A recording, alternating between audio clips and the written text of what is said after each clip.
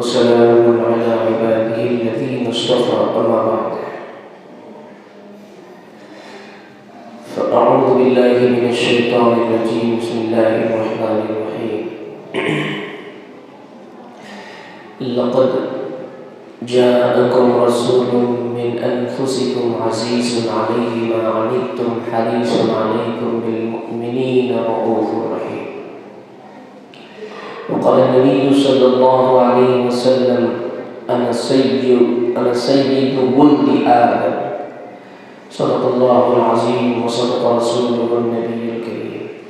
سبحان ربك رب العزة عما يصفون وسلام على المرسلين والحمد لله رب العالمين. اللهم صل على سيدنا محمد وعلى آل سيدنا محمد وبارك وسلم. اللهم صل على سيدنا محمد وعلى آل سيدنا محمد وبارك وسلم. اللهم صل على سيدنا محمد وعلى آل سيدنا محمد وبارك وسلم. اما بعد.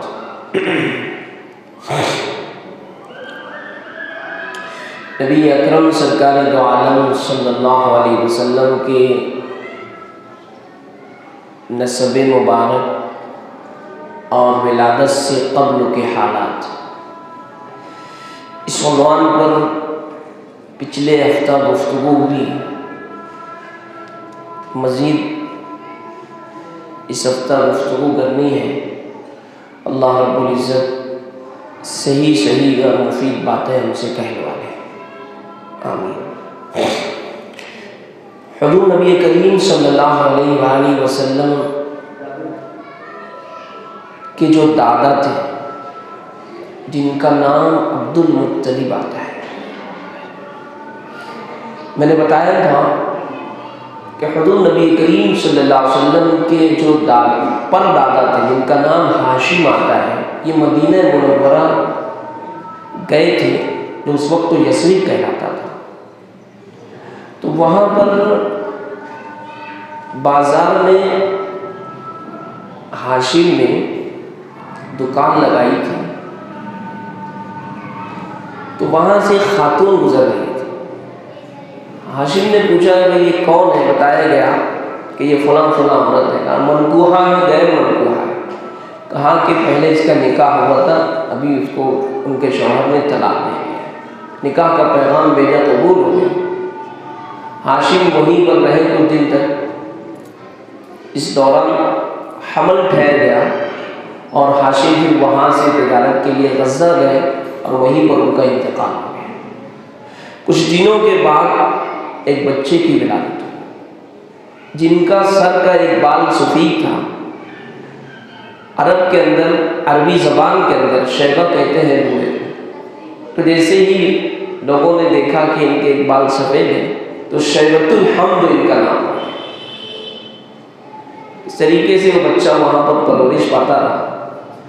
مکہ کے اندر ہاشم کے بھائی کے مطلب، ان کو جب یہ بات معلوم پڑی کہ میرے بھائی نے یثرب کے اندر ایک خاتون سے نکاح کیا تھا اور اس سے ایک بچے کی بھی ولادت ہوئی ہے، تو وہ مطلب جو تھے مکہ سے سفر کر کے یثرب آئے اور آ کر کے اپنا جو بھتیجا تھا جسے شیبۃ الحمد اس وقت کو کہا جاتا تھا اسے لے کر کے مکہ واپس ہوئے.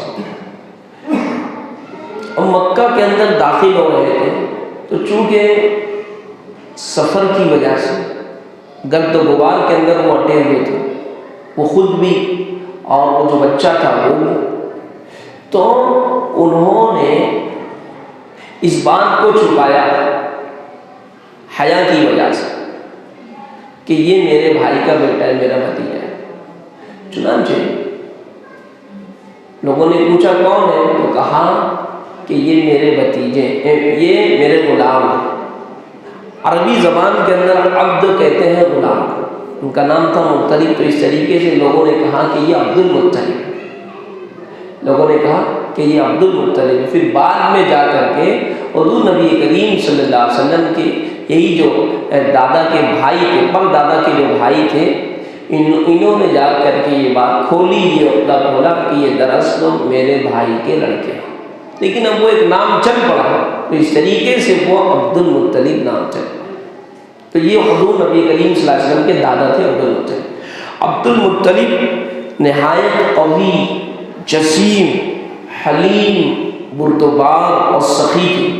ان کی سخاوت بہت بڑی ہوئی تھی، یعنی ان کے جو والد ہاشم تھے ان سے زیادہ ان کی سخاوت بڑی ہوئی تھی، اور ان کی سخاوت صرف انسانوں پر نہیں بلکہ جانوروں اور چرندوں اور پرندوں تک کی تھی۔ ہاں،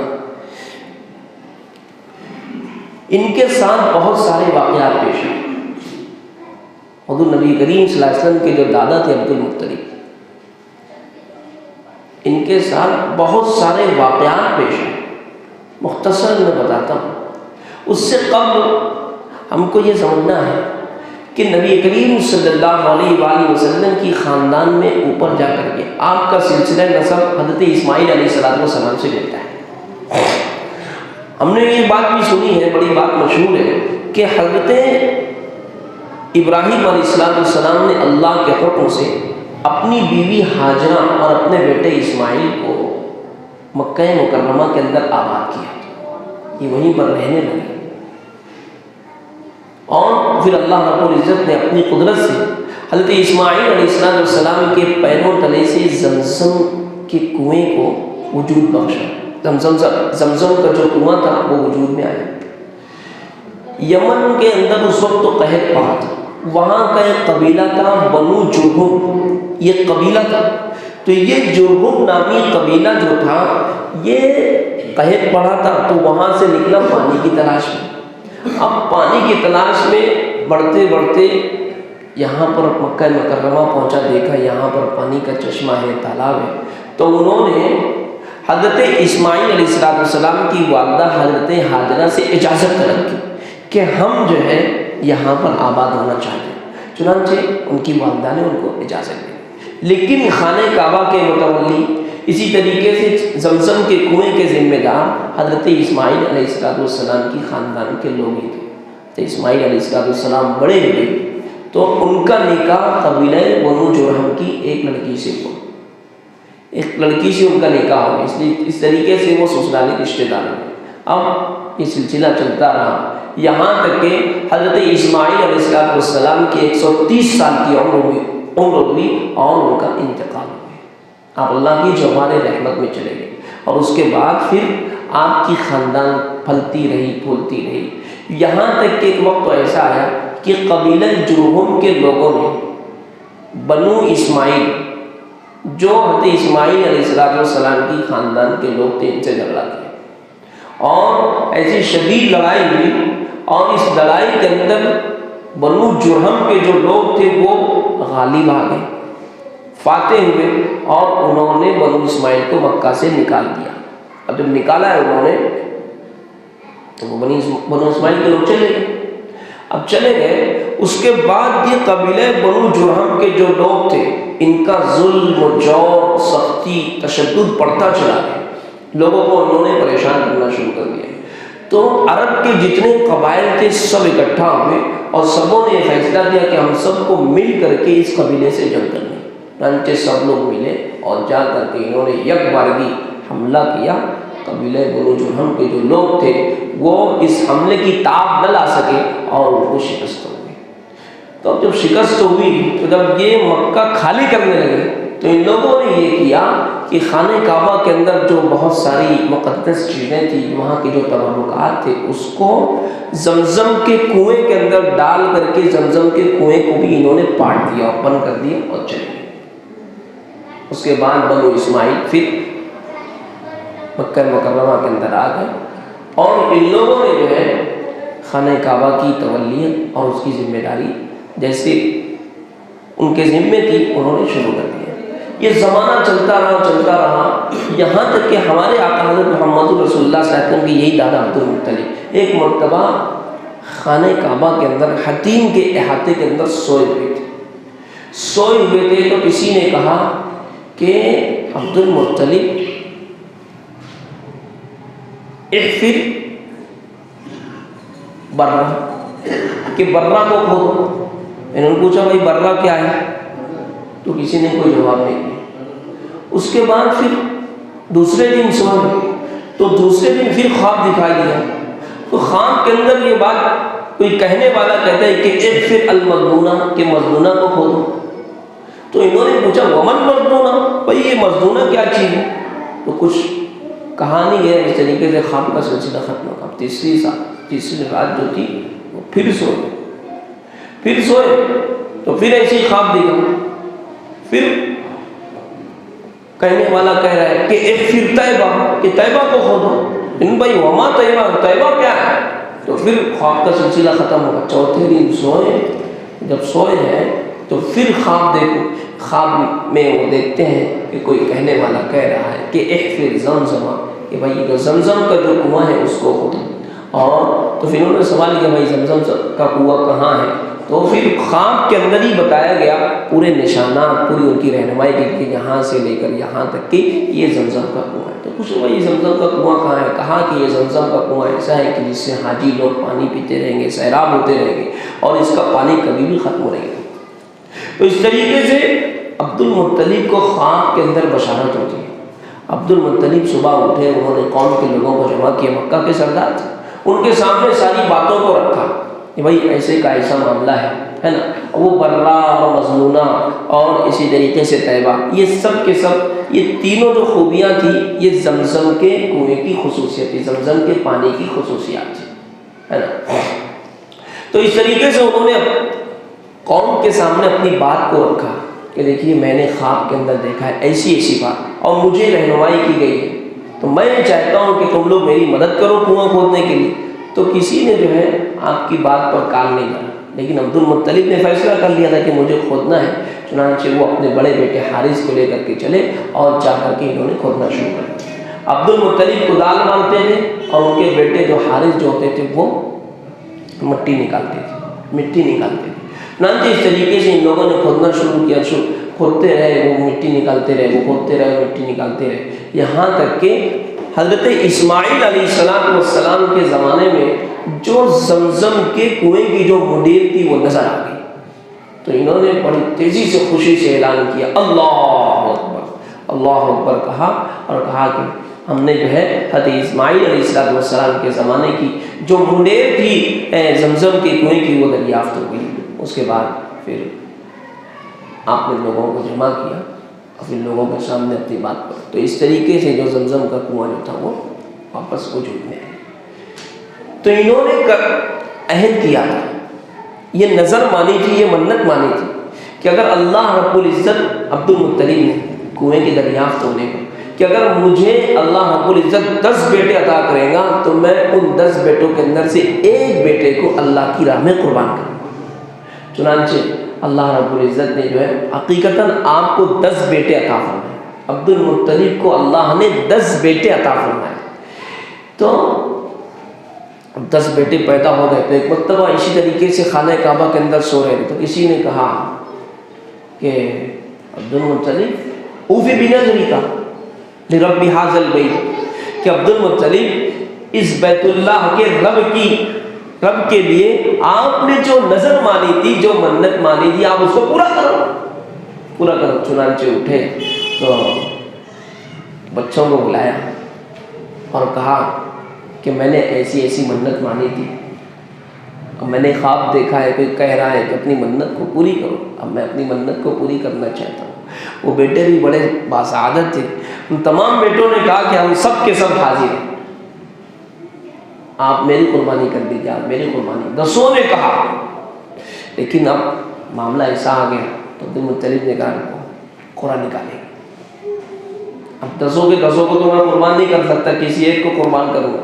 تو قرآن نکالا تو عبداللہ کے نام آیا۔ یہ عبداللہ کون تھے؟ ہمارے آقا حضرت محمد رسول اللہ صلی اللہ علیہ وسلم کے والد تھے عبداللہ۔ یہ سب سے چھوٹے بیٹے تھے عبد المطلب کے، اور بہت محبت تھی ان کو سرکار دو عالم صلی اللہ علیہ وسلم کہ دادا ان کو بہت چاہتے تھے، اور نہ صرف وہ دادا بلکہ جتنے بھائی تھے وہ بھی، اور بہنیں جو تھی وہ بھی بہت چاہتی تھی۔ لیکن اب قرآن نکلا، اب ان کو تو اپنی منت پوری کرنی ہے، لے کر کے چلے عبد المطلب اپنے بیٹے عبداللہ کو قربانی کرنے کے لیے۔ جب لے کر کے جانے لگے تو بہنیں رونے لگی، میں نہیں بولا ابا ان کو لے کے مت جاؤ، بہت پیارے ہیں، ہمارے بھائی ہیں، ان کو مت لے کر کے جاؤ۔ تو بولے اب منت تو پوری کرنی ہے۔ تو کہا کہ ایسا کام ایک کام یہ کرو کہ 10 اونٹ اور عبداللہ ان کے نام 2 چٹھی بناؤ اور دونوں کا قرعہ نکالو، جس کا نام نکلے گا، اگر 10 اونٹ نکلے تو 10 اونٹ قربان کر دیں گے، اور اگر عبداللہ کا نام نکلا تو عبداللہ کو قربان کر دیں گے۔ بولے ہاں ٹھیک ہے چلو۔ اب قرعہ بنائے، 2 چٹھی بنائی، اب یہ 10 اونٹ اور عبداللہ اب اڑائے، 10 اونٹ میں سے اور عبداللہ ہے، عبداللہ کا نام ہے، بولے بڑھا دو، 10 اونٹ اور بڑھا دو، پھر 20 اور عبداللہ، پھر اڑائے، پھر عبداللہ کا نام، بولے اور بڑھا دے، پھر 10 اور بڑھائے، 30 کیے ہے نا، پھر اڑائے، 30 میں بھی 30 اور عبداللہ ہی کا نام لے گا، پھر 40 میں، 50 میں، 60 میں، 70 میں، 80 میں، 90 میں، کرتے کرتے 100 اونٹ انہوں نے 100 اونٹ کا مرحلہ آ گیا۔ اب 100 اونٹ اور ایک طرف عبداللہ، ہم قرعہ ڈالے ہے نا، تو اب جا کر کے 100 اونٹ نکلا ہے، 100 اونٹ نکلا، خوش ہو گئے عبد المطلب، اور پھر اس طریقے سے 100 اونٹ کی قربانی کی عبد المطلب نے، ہے نا۔ اس طریقے سے اللہ پاک نے انتظام کیا۔ چنانچہ اس واقعے سے پہلے عرب کے اندر ایسا تھا کہ اگر کسی نے کسی کو ناحق قتل کر دیا، کسی نے کسی کو ناحق مار دیا، تو اس کے بدلے میں 10 اونٹ دیا جاتا تھا، 10 اونٹ دینا پڑتا ہے۔ لیکن اس واقعے کے بعد سے اگر کسی نے کسی کو ناحق قتل کر دیا تو 100 اونٹ دیت میں دینا پڑتا تھا۔ تو یہاں سے یہ واقعہ شروع، تو اس طریقے سے یہ واقعہ پیش آیا۔ اب عبد المطلب کے جو بیٹے تھے عبداللہ، وہ اس طریقے سے بچ گئے، ان کی پرورش شروع ہوئی۔ بہرحال حضور نبی کریم صلی اللہ علیہ وسلم کے جو والد عبداللہ تھے وہ بڑے ہوئے، اب تھوڑے سے بڑے ہوئے، تو حضور نبی کریم صلی اللہ علیہ وسلم کی جو دادا تھے عبد المطلب، ان کو فکر ہوئی کہ عبداللہ بڑے ہو گئے، ان کا نکاح کرنا چاہیے۔ تو قبیلہ بنو زہرہ، عرب کے اندر ایک قبیلہ تھا، یہ بہت نامور اور اونچے حسب نسب والا، بڑی وجاہتوں والا اور بڑے مقام و مرتبے والا یہ قبیلہ تھا۔ تو عبد المطلب جو تھے اپنے بیٹے عبداللہ کو لے کر کے چلے بنو زہرہ کہ بھائی ہم عبداللہ کا نکاح کرتے ہیں۔ جب چلے راستے کے اندر تو عبداللہ جو تھے ان کی پیشانی کے اندر نور نبوت چمکتا تھا۔ حضور نبی کریم صلی اللہ علیہ وسلم کی ولادت سے پہلے جو نور تھا وہ عبداللہ کی پیشانی کے اندر تھا۔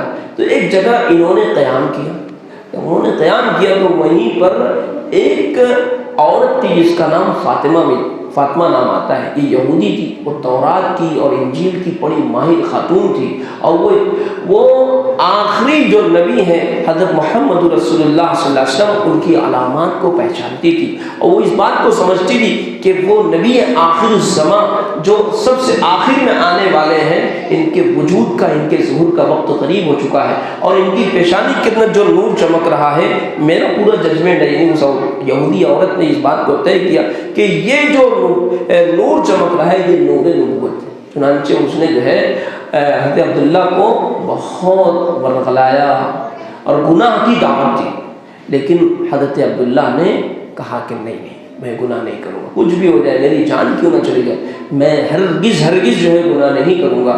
چنانچہ 3 دن وہاں پر رات کو قیام کیے اور وہاں سے آگے بڑھے۔ اب وہاں سے آگے بڑھنے کے بعد بنو زہرہ جو قبیلہ پر وہاں پر پہنچے ہیں، تو وہب کی بیٹی، حضرت وہب کی بیٹی آمنہ تھی، یہ اپنے چچا وہیب کے ہاں، یہ ان کی پرورش ہو رہی تھی۔ چنانچہ عبد المطلب گئے، جا کر انہوں نے پیغام پیش کیا، پیغام منظور ہوا اور وہیں پر نکاح ہوا۔ ہمارے آقا حضرت محمد رسول اللہ صلی اللہ علیہ وسلم کے والد عبداللہ کا نکاح وہب کی بیٹی آمنہ کے ساتھ وہاں پر نکاح ہوا۔ 3 دن انہوں نے وہاں پر قیام کیا، اور جب واپس آنے لگے تو راستے کے اندر پھر اسی مقام پر آپ نے قیام کیا، تو وہی وہ عورت، وہ فاطمہ نامی جو عورت تھی، وہ آئی اور اس نے دیکھا کہ وہ جو نور نبوت جو چمک رہا تھا وہ دکھائی نہیں دیا، تو اس نے بلا کر کے پوچھا کہ عبداللہ یہاں سے جانے کے بعد تم 3 دن کہاں رہے، کیا معاملات تمہارے ساتھ پیش آئے؟ تو عبداللہ نے بتایا کہ میں نے یہاں سے جو ہے سفر کر کے آگے قبیلہ بنو زہرہ پہنچا، اور وہاں پر جا کر کے میرا نکاح ہوا ہے، اور پھر 3 رات میں نے وہاں پر گزارے ہیں۔ کہا کہ ہاں سنو، فاطمہ نے کہا کہ سنو، میں کوئی زانیہ اور کوئی فاحشہ اور بدکار عورت نہیں ہوں، بلکہ میں جو ہے کتابوں کی عالمہ ہوں، میں جاننے والی ہوں، مجھے یہ معلوم تھا کہ یہ آپ کی پیشانی کے اندر جو نور چمک رہا ہے یہ نور نبوت ہے، اور اسی نور سے نبی آخر الزماں حضرت محمد رسول اللہ صلی اللہ علیہ وسلم کی پیدائش ہوئی۔ تو میں یہ چاہتی تھی کہ یہ نور نبوت تمہاری صلب سے اور تمہاری پشت سے منتقل ہو کر میرے بطن کے اندر اور میرے پیٹ کے اندر آ جائے، اور وہ نبی آخر الزماں جو ہے میرے ذریعے سے ان کی ولادت ہو۔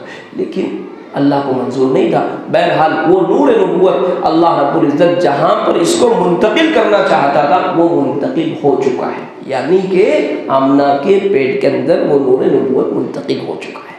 چنانچہ ہمارے آقا حضرت محمد رسول اللہ صلی اللہ علیہ وسلم وہاں سے کہ آقا ہمارے آقا کے جو والد تھے عبداللہ، وہاں سے مکہ سے وہ سفر جو نکاح کا ہوا تھا وہاں سے واپس مکہ تشریف لائے۔ اس کے چند دنوں کے بعد یہ ہوا کہ ملک شام تجارت کی غرض سے ایک قافلہ جا رہا تھا مکہ والوں کا، یہ بھی ساتھ میں ہو رہی ہے۔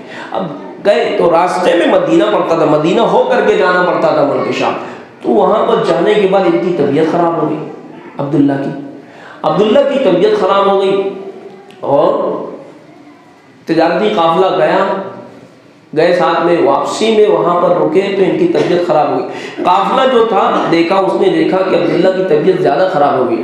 مدینہ کے اندر پہلے سے حضور نبی کریم صلی اللہ علیہ وسلم کی ننیحال تھی، پہلے سے ان کی رشتہ داری تھی، عبداللہ کی ننیحال تھی، تو وہیں پر وہ رک گئے اور قافلہ یہاں پر آ گیا۔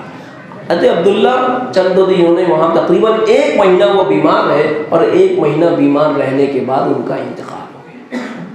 تاریخ دانوں نے لکھا ہے صحیح قول کے مطابق اس وقت تو آپ کے والد عبداللہ جو تھے ان کی عمر 18 سال تھی، 18 سال کی عمر کے اندر ان کا انتقال ہو گیا۔ اب جب یہ تجارتی قافلہ مکہ پہنچا تو عبداللہ کے جو والد عبد المطلب تھے انہوں نے پوچھا، بھائی میرا بیٹا عبداللہ تمہارے ساتھ تجارت کی غرض سے گیا تھا، تم سب تو واپس آ گئے ہو، میرا بیٹا عبداللہ نہیں آیا۔ انہوں نے بتایا کہ بھائی آپ کا جو بیٹا عبداللہ تھا، واپسی میں جب ہم نے مدینہ میں پڑاؤ کیا تو عبداللہ کی طبیعت خراب ہو گئی، ہم نے ان کو جو ہے وہیں پر ان کی جو ننیحال تھی ان کے حوالے کر کے ہم یہاں پر آ گئے۔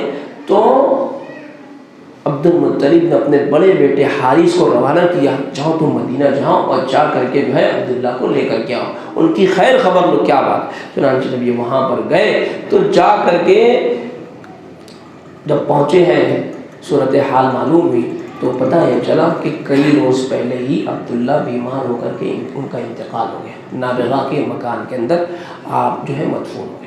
اس طریقے سے حضور نبی کریم صلی اللہ علیہ وسلم کی ولادت باسعادت سے قبل ہی آپ کے جو والد تھے وہ یتیم ہو گئے۔ اسی طریقے سے آپ کی ولادت باسعادت سے قبل بھی ایک واقعہ پیش آیا تھا، وہ تھا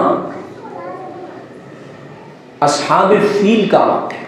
قرآن کریم کے اندر جو الم تر کیف فعل ربک باصحاب الفیل یہ واقعہ پیش آیا حضور نبی کریم صلی اللہ علیہ وسلم کی ولادت باسعادت سے قبل۔ ہوا یہ تھا کہ پوری دنیا کے لوگ، پورے عرب کے لوگ یہ خانہ کعبہ میں آتے تھے اور آ کر کے یہاں پر اللہ کے گھر کا طواف کرتے تھے۔ حبشہ کا بادشاہ جو تھا وہ عیسائی تھا، تو اس نے کہا کہ یہ کیا لوگ وہاں پہ بیت اللہ میں مکہ جاتے ہیں، بیت اللہ کا طواف کرتے ہیں، کالا پتھر ہے نا، اس کے ارد گرد گھومتے ہیں۔ وہ ایسا سمجھ رہا تھا کہ بس یہ ایک عمارت ہے، لوگ اس کے ارد گرد آتے ہیں، چکر لگاتے ہیں، چلے جاتے ہیں، انہوں اس سے اچھی عمارت میں بناتا ہوں۔ چنانچہ اس نے عمارت بنائی خانہ کعبہ کے اندر، اور بڑی خوبصورت، بڑی شاندار، پوری دنیا کے اندر اس وقت پورے جو علاقے تھے اس نے اعلان کر دیا کہ اب لوگ جو ہے حج کرنے کے لیے یا زیارت کرنے کے لیے مکہ نہ آئے، بلکہ ہمارے یہاں حبشہ کے اندر ہے۔ عرب کے لوگ بہت غیور تھے، سب برداشت کر سکتے تھے، خانہ کعبہ سے متعلق کوئی بات سنتے تو بالکل برداشت نہیں ہوتا تھا۔ اب جب معلوم پڑا لوگوں کو کہ ہمارے کعبے کے مقابلے میں اس نے ایک دوسرا کعبہ بنایا ہے، ایک دوسرا قبلہ بنایا ہے اور لوگوں کو وہاں پر طواف کی دعوت دیتا ہے، تو قبیلہ بنو کنانہ کا ایک فرد تھا، وہ رات کو گیا اور جا کر کے اس نے جو ہے پورا اس کا جو معبد خانہ، جو عبادت خانہ اس نے بنایا تو اس کے اندر گندگی کر دی اور اس کو خراب کر دیا، اور وہ لکڑی کا تھا، واپس ہوتے ہوتے اس نے انگار بھی لگا، اس نے انگار لگا، اس طریقے سے وہ جل گیا، اس نے خراب بھی کر دیا۔ اب یہ شاہ حبشہ جب دوسرے دن ابرہہ جس کا نام آتا ہے، جب دوسرے دن اٹھا تو اس کو معلومات ملی کہ ایسے کیسا معاملہ ہو گیا، تو وہ نہ رہے گا بانس نہ بجیں گی بانسری. بولے جب تک کہ وہ کعبہ رہے گا تب تک کہ لوگ یہاں پر نہیں آئیں گے. تو اس کو ختم کرنا ہے. چنانچہ بڑے بڑے ہاتھیوں کو لے کر اصحاب فیل کہتے ہیں ہاتھی کو, تو بڑے بڑے ہاتھیوں کو لے کر وہ جو ہے چلا, اور راستے میں جو بھی قبائل اس کے سامنے ان کو قتل کر دیتا, برباد کر دیتا, یہاں تک کہ وہ مکہ مکرمہ پہنچا. اب جب یہ مکہ المکرمہ پہنچتا ہے تو آنے کے بعد اس کے جو فوجی تھے وہ سب ادھر ادھر پھیل گئے, اور مکہ والوں کے جو اونٹ تھے, کسی کا سامان تھا, انہوں نے قبضہ کر لیا. حضور نبی کریم صلی اللہ علیہ وسلم کے دادا جو تھے عبد المطلب, ان کے بھی 200 اونٹ چل رہے تھے. یہ اس کے جو فوجی ابراہ کے فوجی جو تھے وہ بھی اس کو ہکال کر کے لے کر کے چلے گئے. عبد المطلب کو معلوم ہوا ایسی بات ہے, تو انہوں نے کہا ٹھیک ہے ہم ان سے بات کریں گے. چنانچہ اب عبد المطلب جو ہے گئے اس سے ملاقات کرنے کے لیے. جو شاہ حبشہ جو تھا اس کے پاس گئے تو وہ سمجھا, مکہ کے سردار تھے عبد المطلب, تو وہ سمجھا کہ شاید خانہ کعبہ سے متعلق بات کرنے کے لیے آئے کہ یار بھائی اس کو خراب مت کرو, اس کو توڑو مت, رک جاؤ تھوڑا سمجھوتے کی بات کرنے کے لیے. تو وہ جب گئے, عبد المطلب بہت باوجہ یعنی بہت وجیح آدمی تھے, بہت باروب آدمی تھے. جب وہ گئے ہیں تو شاہ حبشہ پر بڑا روب پڑا. وہ تخت پر بیٹھا تھا, اترا اور آگے بڑھ کر کے اس نے استقبال کیا, اور خود ان کو لے کر کے اپنے بازو میں تخت پر بٹھایا, اور پوچھا خیر خیریت دی, اور پوچھا بھائی کس سلسلے میں آپ کا آنا ہوا ہے. تو انہوں نے بتایا عبد المطلب نے کہ بھائی دیکھو میں آیا ہوں آپ کے پاس, یہ آپ کی جو فوجی تھے انہوں نے میرے جو ہے نا اونٹ ہکال کر کے لے کر کے آ گئے. میں درخواست سے لے کر کے آیا ہوں کہ آپ اپنے فوجیوں کو حکم دیں کہ وہ ہمارے جو اونٹ ہے اس کو واپس کر دیں. تو شاہ حبشہ نے کہا, کیا کہا؟ بولے میں تو یہ سمجھ رہا تھا کہ شاید تم کعبے سے متعلق بات کرنے کے لیے آئے ہو, اور آنے سے پہلے میری نظر کے اندر تمہاری بہت زیادہ عزت تھی, لیکن اب آنے کے بعد تم نے آ کر کے ایک معمولی سا سوال کیا تو میری نظر میں تمہاری عزت گر گئی. تو عبد المطلب نے کہا کہ دیکھو میں آیا ہوں اس چیز سے متعلق جس کا میں مالک ہوں, اس چیز سے متعلق میں لینے آیا ہوں, طلب کرنے آیا ہوں جس کا میں مالک ہوں. رہ گئی بات خانہ کعبہ کی, اس کا جو مالک ہے یعنی اللہ, وہ تجھ سے نمٹ لے گا. چنانچہ جب یہ بات کہی تو ابراہ نے کہا کہ فوجیوں کو مورے کے اونٹ واپس کرو. اونٹ واپس کر دیے. عبد المطلب نے مکہ والوں سے کہا مکہ خالی کر دو اور چلو پہاڑوں میں چلے جاؤ, یہ اس گھر کا جو مالک اللہ ہے وہ ضرور ان سے نمٹ لے گا. چنانچہ سیرت کی کتابوں کے اندر, تاریخ کی تفسیر کی کتابوں کے اندر لکھا ہے کہ اللہ رب العزت نے پھر ابابیل نامی پرندوں کو بھیجا ہے نا. یہ ابابیل نامی پرندے آئے, ان کے منہ کے اندر ہے نا پتھر ہوتے, چھوٹے چھوٹے پتھر تھے, اوپر سے انہوں نے پھینکا ہے تو وہ فوجی کے سر کے اندر گھس کر کے اس کو پار کر کے یہاں تک کہ وہ جس سواری کو سوار ہوتا ہے اس کے اندر سے نکل جاتا. اور یہ معمولی سا پتھر جو ہوتا تھا یہ بم کا کام کرتا تھا. پورا لشکر جو تھا وہ تباہ و برباد ہو گیا, یہاں تک کہ یہ جو شاہ حبشہ تھا وہ بھی مارا گیا. تو اس طریقے سے حضور نبی کریم صلی اللہ علیہ وسلم کی ولادت باسعادت سے قبل کے یہ حالات پیش آئے, اور بھی بہت سارے واقعات پیش آئے. یہ جو اصحاب فیل کا جو واقعہ ہوا ہے یہ حضور نبی کریم صلی اللہ علیہ وسلم کی ولادت سے تقریباً 50 یا 55 دن قبل کا ہے. اس کے بعد حضور نبی کریم صلی اللہ علیہ وسلم کی ولادت ہوئی. اس سے متعلق انشاءاللہ آئندہ گفتگو ہوگی. اللہ ہم سب کو اپنے نبی حضرت محمد رسول اللہ صلی اللہ علیہ وسلم کا سچا و پکا عاشق بنائے. آمین. واخر دعوانا ان الحمد للہ.